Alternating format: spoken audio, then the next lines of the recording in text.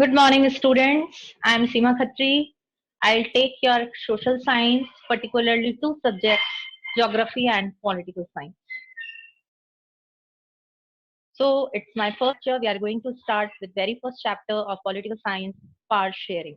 If it will be a formal class in the school, I would ask questions to so many students and ask introductions also would be there. But today I have to start this class with the exact to the directly to with the topic.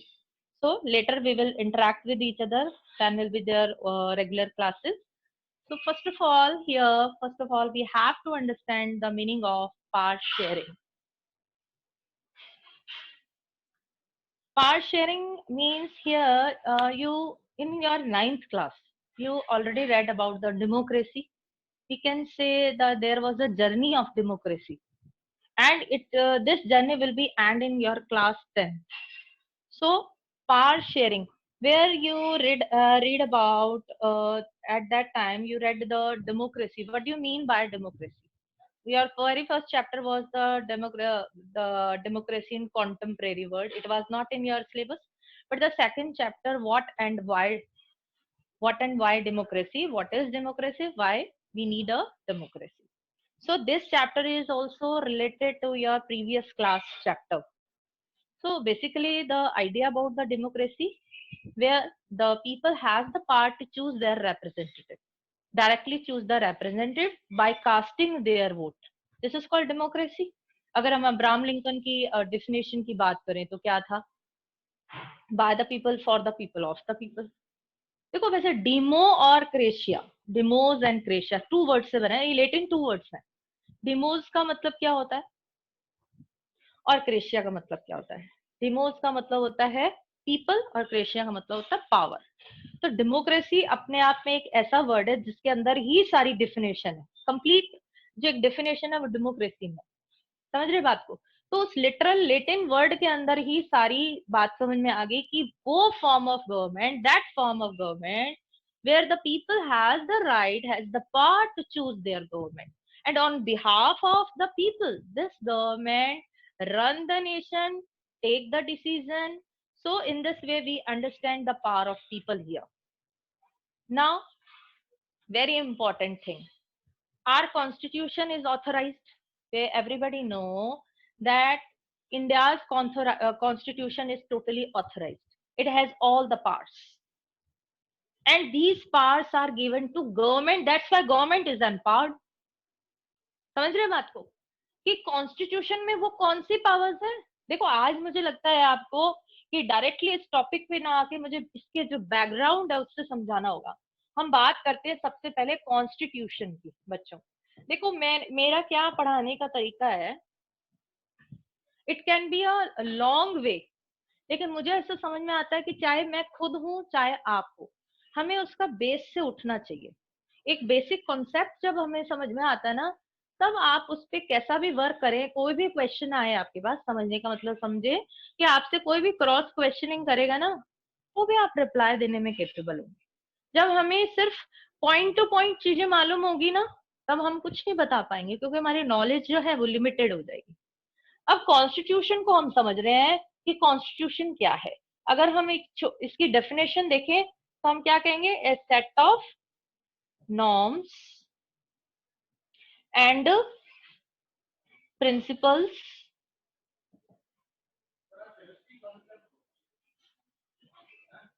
applicable to state to govern the nation. समझ रहे बात को? यानी constitution क्या हो गया? Constitution में वो set of norms and principles है जो किसी स्टेट को केपेबल बनाते हैं नेशन को गवर्न करने. मींस अगर हम ये सोचे ना कि गवर्नमेंट अपने अकॉर्डिंग काम करती है, या कई बार हमारे दिमाग में ये चीज आती है कि गवर्नमेंट ऐसा क्यों नहीं कर देती, हमारे देश में इतनी सारी पॉवर्टी है उसको कंप्लीटली रिमूव क्यों नहीं कर सकती? नहीं कर सकती, बिकॉज गवर्नमेंट के पास भी पावर है, but it is also limited. अब हम बात करते हैं कि government is empowered, so this constitution give power to government. अब हमें समझ में आ गया कि आज जितने भी है ना, today's all the decisions, all the making of program and policies, it is formulated by the government on behalf of the people, and the constitution empowered the government. This we come to know. Next important thing जो आपके इस chapter से related जो आज मैं start कराने वाली हूँ उसको समझना जरूरी है. गवर्नमेंट के पास पावर है बच्चों, है ना. अब हम ये मानते हैं कि हमारी गवर्नमेंट कैसी है, एक डेमोक्रेटिक है. अब डेमोक्रेटिक गवर्नमेंट क्या होती है? It is also called a welfare government. Welfare government किसके लिए काम करेगी? पीपल के लिए. समझ में आ रही है? लोगों के लिए काम करेगी. अब अगर ऐसा हो जाए कि हमने गवर्नमेंट को इलेक्ट किया, डेमोक्रेटिक गवर्नमेंट को, लेकिन ये उन पावर का मिसयूज करना शुरू कर दे, हो सकता है ना ये टायरनी हो जाए, तब हम क्या करेंगे? तो जो हमारे कॉन्स्टिट्यूशन फ्रेमर्स थे, they were very brilliant experienced thinkers. उन्हें मालूम था कि ये सिचुएशन आ सकती है, तो उसके लिए उन्होंने क्या किया? पावर्स को चेक किया. Limited government powers are checked by two ways. दो तरीके से गवर्नमेंट की पावर को चेक किया है. अब मैं एरो करके इधर समझा रही हूँ, वो कौन सी है? पहला, first, giving the fundamental rights. Fundamental rights किसके पास है? All citizens. समझ रहे? और दूसरा तरीका क्या है? दूसरा पावर शेयरिंग, जो मैं आज कराऊंगी. अब पावर शेयरिंग क्या है, यही आज मुझे आपको समझाना है. तो मैंने एक बैकग्राउंड से आपको ये चीजें क्लियर करी. Now I am directly come to the topic here. The theme of your chapter is power sharing. ठीक है? तो मुझे लगता है जितना समझाया, बेस से जो चीजें समझ में आई होगी आपको, अब मैं जो पावर शेयरिंग समझाऊंगी वो भी 100% समझ में आएगा. चलिए, सबसे पहले पावर शेयरिंग दो वर्ड से मिला. पावर का मतलब होता है पावर, शक्ति. शेयरिंग का मतलब बांटना. समझ रहे? तो पार्ट्स को डिवाइड किया. Parts are divided. इसको हम कह सकते हैं डिस्ट्रीब्यूशन ऑफ पार्ट्स. समझते जाए, कितने नाम से हम बुला सकते हैं इसको. सेपरेशन ऑफ पार्ट्स,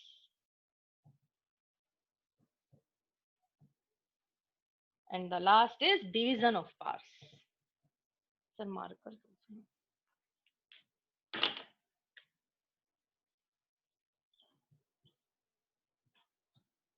ओके, सबका मतलब एक ही है. तीनों का मतलब एक ही है.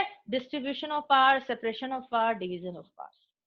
पार्ट्स किस में डिवाइड करनी है? देखो, ये जो चैप्टर है, first of all let's start with a simple definition of part sharing. That parts are divided between different, what different? This topic we will discuss. Parts are divided between different levels as well as organs.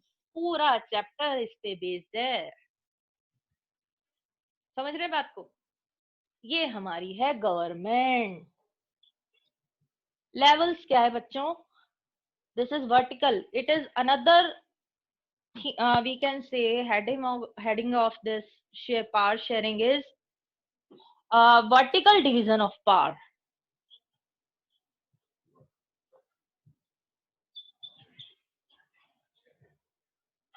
And this is called the horizontal division of power. You have to just keep in mind horizontal division of power. Now, we will first of all understand the basic meaning of this vertical division of power and horizontal. Vertical here, I am talking about the levels. We can, another word in, we can say in social science language, there is a 3-tier of government in India. 3-tier of government. On first tier, there is a center. second is state government, center government, state government, and the third is local government. Okay, so this is called the three tier of government, vertical division of power. When we talk about horizontal,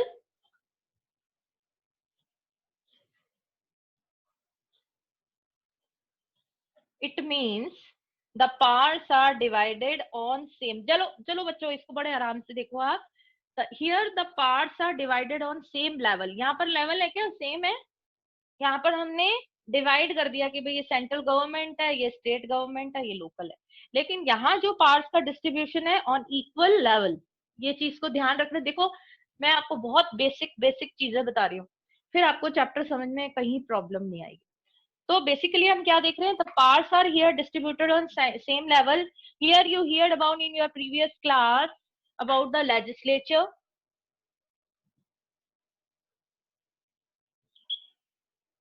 then executive, then judiciary. You just tell me that these are called the organs. These are called legislature, executive, and judiciary are called the organs of government. And this power sharing system is also called the check and balance.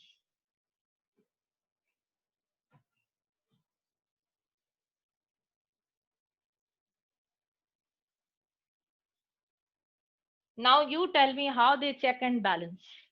Just you already read. Executive keep control on legislature, legislature keep control on executive, and judiciary on both the organs. Judiciary is independent in India because of to give the, there is a, in our constitution there is a feature of rule of law, equality before law. If we talk about, yes Ronit, what's your question?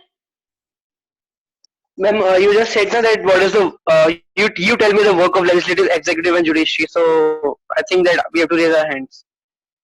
Okay, I'll just tell you the functions of legislature, executive, and judiciary. Don't worry. First of all, we have to understand. I'm just telling you about the check and balance system. Then I'll tell you. So here the check and balance system is there, that legislature keep control on executive, executive on legislature, and both the organs it is under control the judiciary. I was just explaining about the judiciary.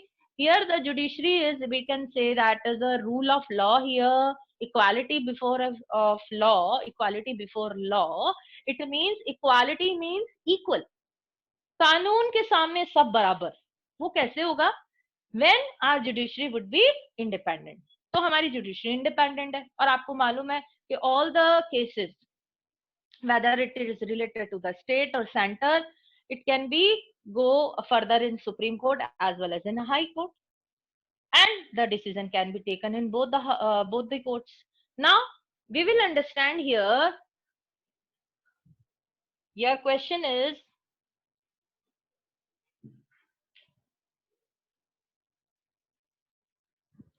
legislature,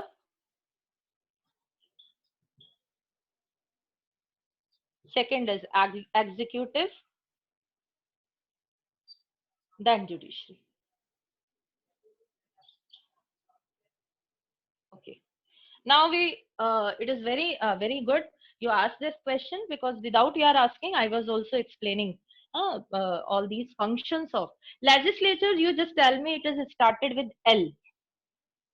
This is very easy trick to remember the function of legislature. L is related to law framers, जो कानून बनाते हैं. In this we also understand कि कौन कानून बनाते हैं? Parliament. Parliament is comprised of two houses and one important person. This is Lok Sabha, LS, Rajya Sabha, RS, and President. Lok Sabha, this is also called the House of Commons. Why it is called a House of Commons? Because in the members of this Lok Sabha, some are that elected by the casting the vote of by the people, and these representatives, they are the members of Lok Sabha. You also heard about the some members we will discuss about in executive. Lok Sabha members and Rajya Sabha, you already know that Rajya Sabha members, these are the, it is also called a permanent house because after 2 years, some members are retired and new members are appointed, and president is the head of our country, president, Rashtrapati. This is the legislature body, this is the legislature organ who frame laws for all the nations. In the constitution, laws are written, but with the course of time, according to the needs and aspirations of the people to fulfill the goals of the people, some new laws are formulated, and these laws are framed by legislature. Clear? Now here is executive. Just remember in this E. Executive is related to the implementation. Implementation किसको implement करना है? जो law बनाए उसका implementation कौन करेगा? Executive. Clear? तो execute करने का मतलब हिंदी में समझे तो किसी काम को करना, एग्जीक्यूट करना, इम्प्लीमेंट करना. And who are these people? अब इसके अंदर देखो कौन कौन आते हैं. इसके अंदर आता है, देखो सबसे पहले हम प्रेसिडेंट. प्रेसिडेंट का इसमें प्रेसिडेंट भी है, PM, councils of ministers, cabinet ministers,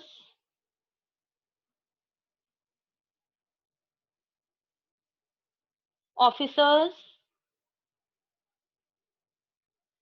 bureaucrats,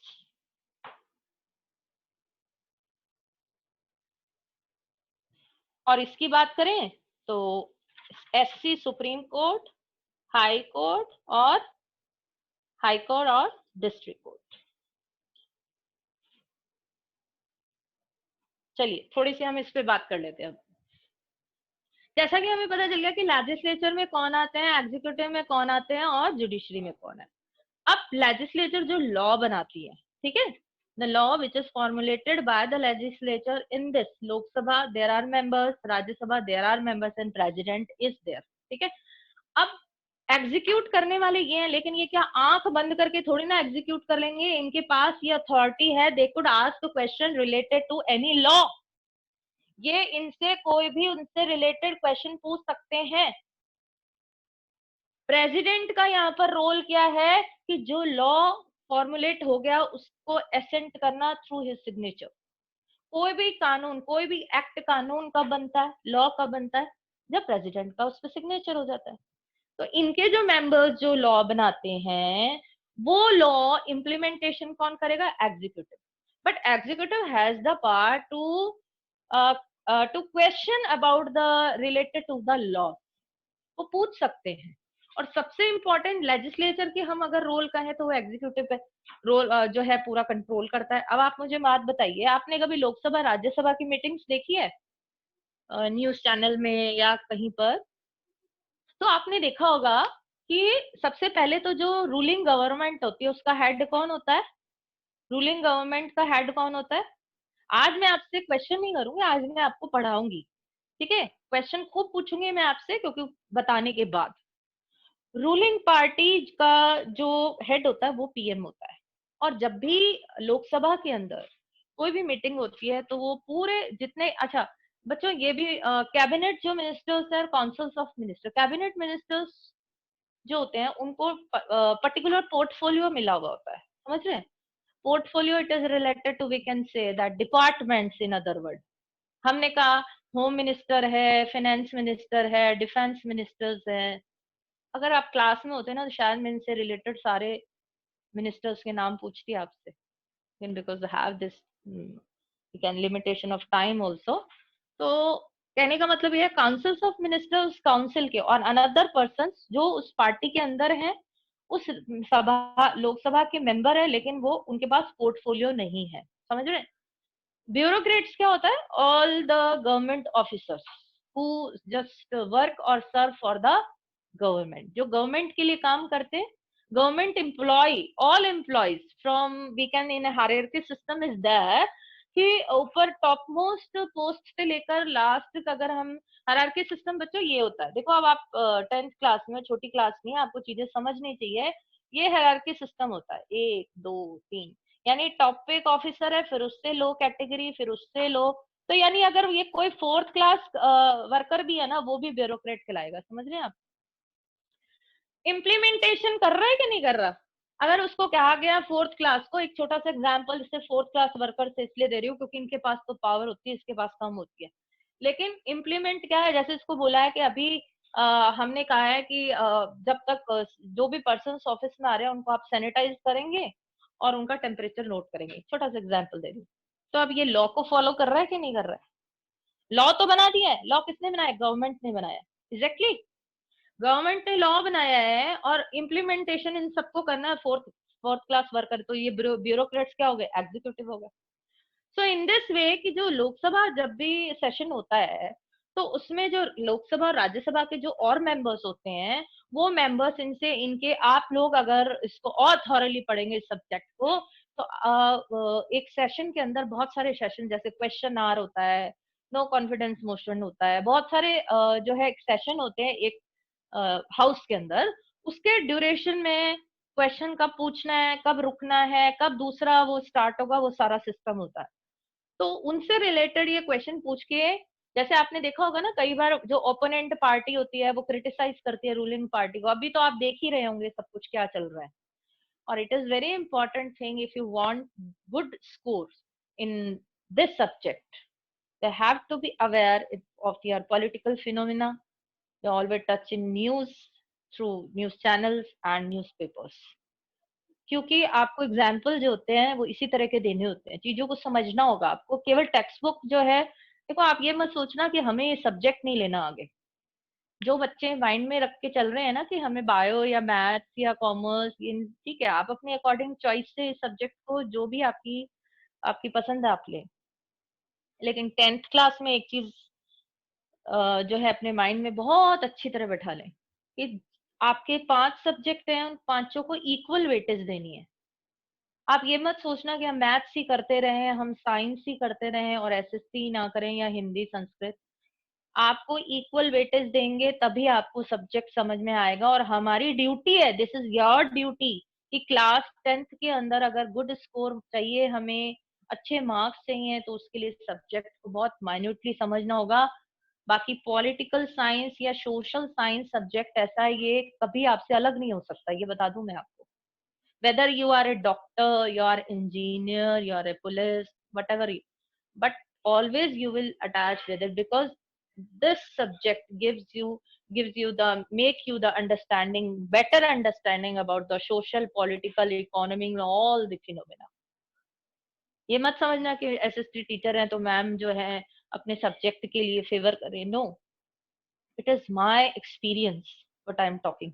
ये चीजें मैं कोई पढ़ती नहीं हूँ, जो चीजें आपके सामने एक्सप्लेन हो रही है। अब वो जो मैंने आपको अभी एग्जाम्पल दिया तो वो अब्रप्टली मेरे माइंड में आया। Just try to understand.